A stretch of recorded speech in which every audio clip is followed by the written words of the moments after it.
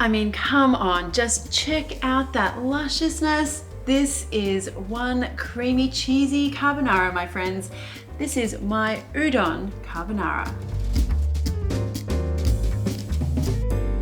Okay friends, so we're going with a very classic Italian carbonara method, but we're going to throw down some udon noodles. One, because they cook quicker, and two, because they just taste really good in carbonara. Let's get going on the sauce part first of all. So what I need to do here is crack some fresh peppercorns. Like this dish, like there's not much going on here, so everything needs to be really beautiful. So we want to go with fresh peppercorns here. And I want to keep the pepper quite chunky. I want like a coarse grind here so I can really taste that like hot pepper flavor. Well, not too hot, it's not like overpowering, but anyway, the coarse texture is what I want. I'm just gonna do a bit extra for what I need for the dish because I want to sprinkle some more on at the end. So that's what you're looking for. And you want about a teaspoon into your bowl here.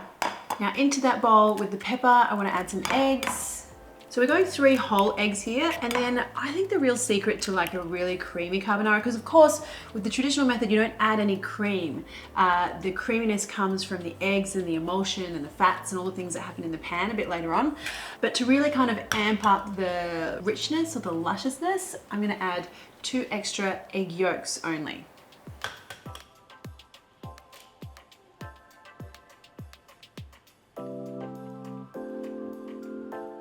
And to that, you want to add a whole lot of cheese. I'm using a really good Parmigiano Reggiano cheese here. Pecorino would be great as well. And you just want a lot of it. Way more than you would think.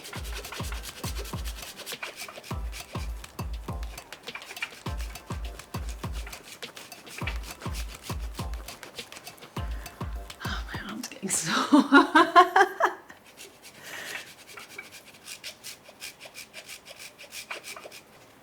If your arm is not sore, you haven't done enough cheese.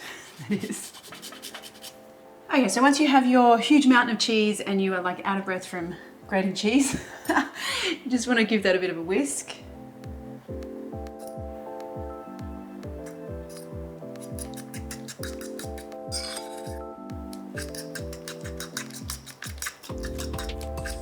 Okay, so that's like most of our sauce done. The real magic happens a bit later on, as I said, but just set that aside for a minute. Now what we need is some good chunky bits of cured pork. So I'm using speck because that was what was available in my supermarket, but the more traditional cured pork would be guanciale or pancetta. But the key is you want to be able to get a big hunk of something, because just little thin strips of bacon, that's just not going to cut it. You'll see what I mean. I'm going to cut the skin off this one because don't want that to kind of leather up or get very tough in the pan. And then you want some really thick slices here.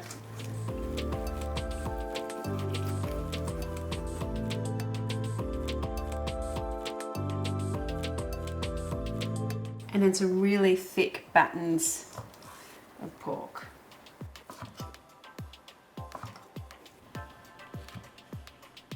All right, so these are the kind of chunks that you're after, and it's important that you've got a bit of fat in there because it's like the emulsion of the fat and the egg and the cheese and the noodle cooking water that's going to give you the creamy sauce without the cream. So what you want to do here is just get a frying pan heating up and pop your chunky bits of pork into the pan. And you want to let these guys sizzle away in here until we kind of get like a really decent amount of fat rendered out, and also until those little pieces are just like starting to turn nice and golden.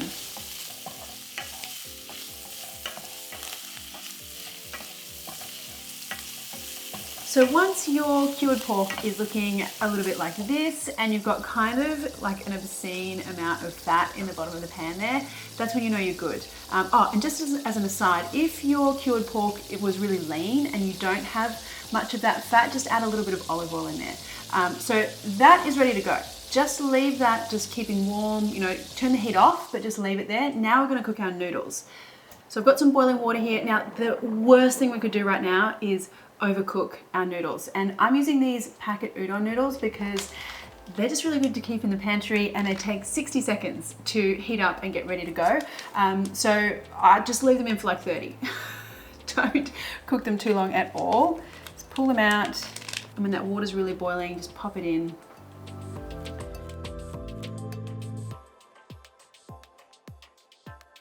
And just as those noodles separate, just pull them out, pop them straight in with your pork.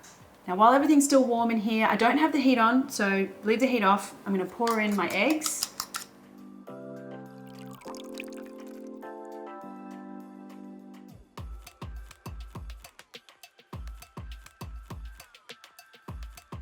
Now just grab a little half cupful of that noodle cooking water. That guy is going to help us with creating the sauce. Now just keep swirling and shaking that pan. And actually I'm going to put the heat on a little bit here as well. And the idea here is you just keep that action. Just keep swirling around, and that kind of is going to emulsify that sauce. And I want the sauce to get really nice and thick. Now watch your heat here. If the heat's too hot, you will end up with scrambled eggs. Still tastes fine, but doesn't look so good. Okay guys, I reckon we're like 2 minutes in here, and I have been very gently and patiently heating this sauce. And have a look. I mean, look at that. Look at how creamy and shiny and luscious that is. I mean, that's just crazy. That's crazy good. Oh, that looks so good. All right, now we want to pop this out into a bowl.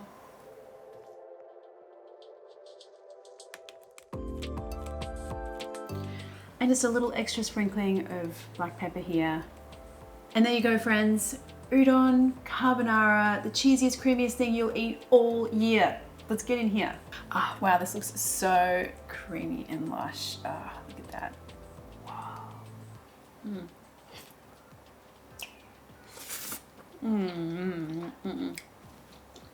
That is so silky. Udon noodles are perfectly cooked. And it's so creamy and cheesy, like unbelievable. And then you've got big like pops of you know, cured pork. And it's like, because you've used the pork fat, it's sort of like the whole thing has that porky, cheesy thing going on. Incredible. Love, love, love. Oof. I need to go to sleep after this. Yum.